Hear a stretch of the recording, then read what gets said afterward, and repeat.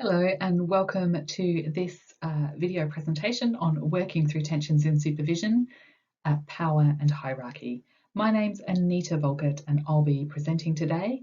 This material has been prepared in conjunction with my colleagues Dr. Karina Dancer and Dr. Stephanie Tempest. Thank you. And what we'll be talking about today is supervision and tensions, and a way of doing positive effective supervision using the appreciative inquiry cycle. The tension we'll be focusing on today is power and hierarchy, and we'll provide an example of working through that tension. Also, an additional example for you to look at. We'll provide some reflections on how to work through tensions in supervision, a summary, and some practical resources. Supervision and tensions. Supervision is a continuous part of our careers, and as such, tensions will arise. Taking a more positive, strengths-based perspective can be really helpful to navigate through these tensions. Three common tensions include a tension between the supportive approach and also the need to evaluate and manage performance that many supervisors experience, issues of power such as hierarchy, for example seniority, but also culture, gender, ability, class and belief, and differences in perceived or actual abilities and capabilities between a supervisor and a supervisee.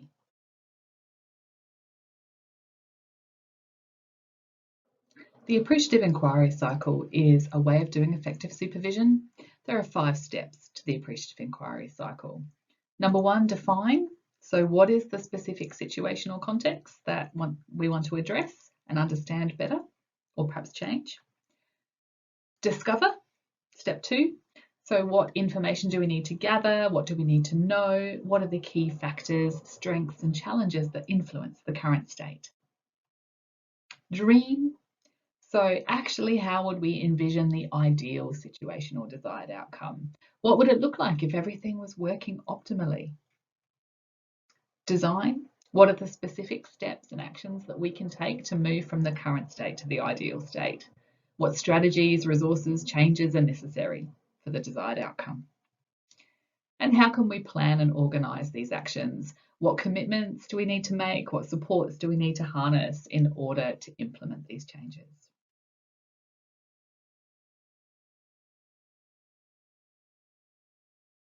The tension we're looking at today is power and hierarchy. Power is a very significant factor in supervision. There are many hierarchical structures in workplaces that contribute to power dynamics. There are expectations that supervisors have to have answers and have to be experts, and that's quite a pressure.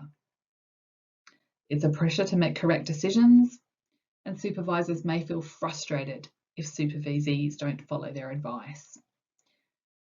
Supervisors' own self-doubt can lead to overcompensation, where they might try to excessively control their supervisee or the situation, or undercompensation, where they don't input enough and step back too much.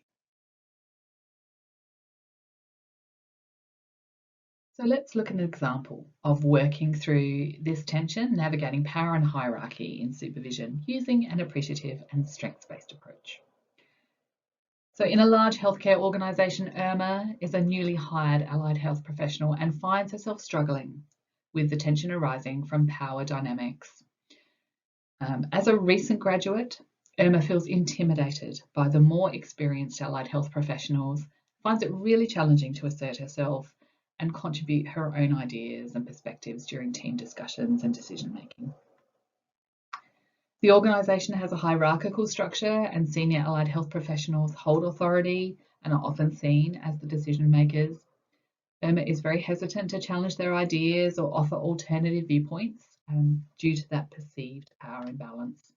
And this tension hinders her ability to fully engage and contribute to the team.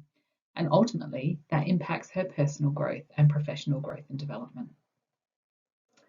Irma's supervisor, Mark, recognises the importance of addressing the power dynamics and hierarchy in the workplace, and he's keen to create a more inclusive and collaborative environment.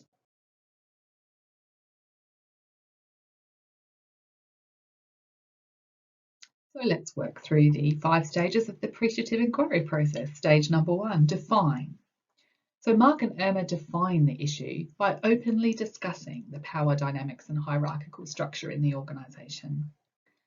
Irma shares her feelings and the challenges that she's facing, and Mark acknowledges the validity of her concerns, emphasises the importance of creating a safe space for open dialogue and mutual respect.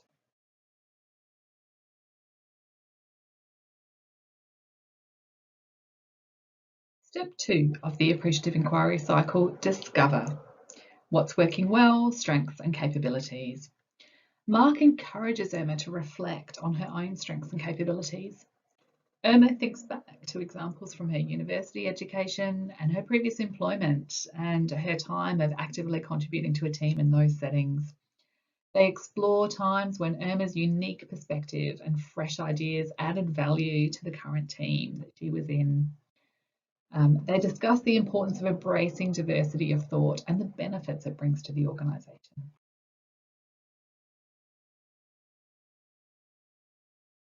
Step 3, dream. Dream about the potential for change. Mark and Irma envisage a workplace where power and hierarchy don't inhibit open communication and collaborate. They imagine the things that they would notice in a work environment where everyone felt comfortable to share their opinions and engage in discussion. They discuss the potential for creating such a culture in their own space, valuing the contributions of all team members regardless of their level of experience.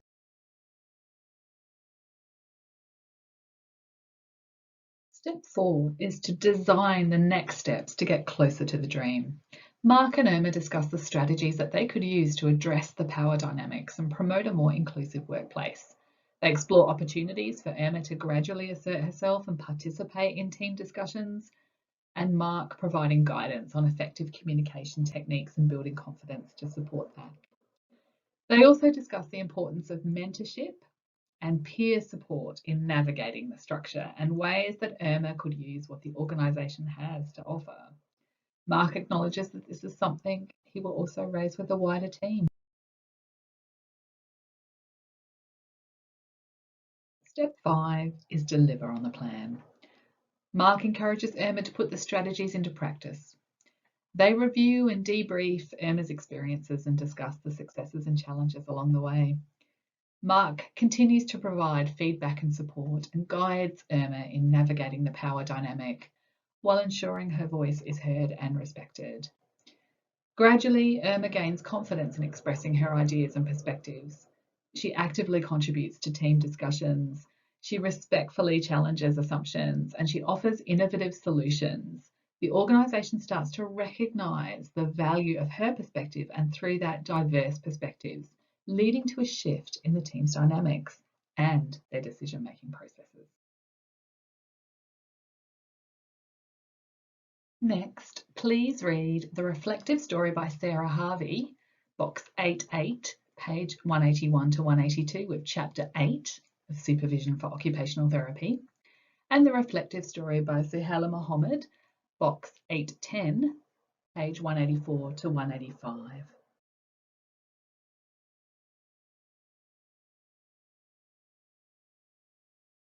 Here are some additional strategies to work through tensions in supervision.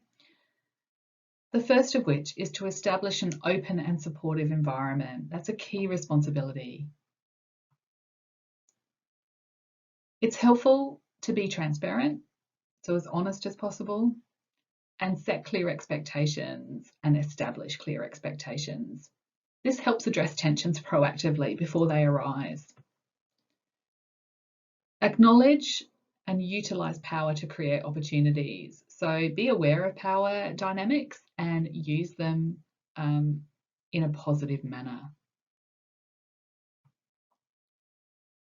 We may not be fully aware of how our communication style and approach affects others, so always seek feedback and remain self-reflective. Self-reflection helps recognise different viewpoints, values and experiences. Different beliefs inform supervision approaches and communication styles. And there are examples of different ways to view supervision. You could look at the Queer People of Colour Resilience-Based Model by Singh and Chun, 2010, the Cyclical Model of Wide Awareness by Ride, 2009, and the Identity Conscious Supervisory Approach by Brown et al. 2020. So now there's time to reflect on working through tensions in supervision. So spend a few minutes to consider the questions written down in box 8.5 on the slide. Write down your answers to facilitate further discussion. What are your initial thoughts and feelings after reading the illustrative story? Have you had a similar experience? If you have, you might want to consider your own story and write it out. Would an appreciative strengths-based approach have made a difference to your own experience? If so, what might have been different?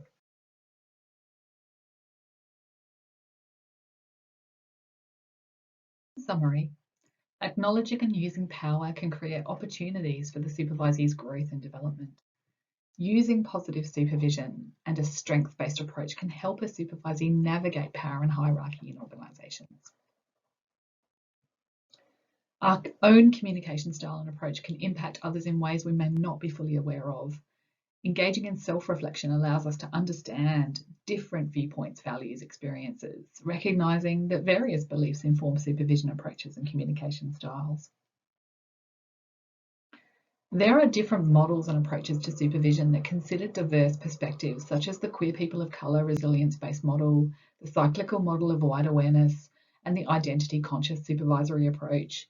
These examples highlight the importance of embracing and understanding different frameworks in supervision.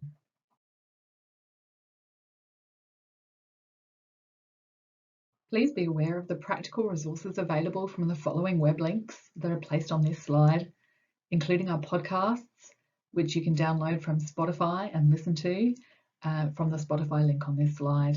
And please join our conversation at #3CSupervision. Thank you so much for listening to this presentation, and I hope you enjoyed it.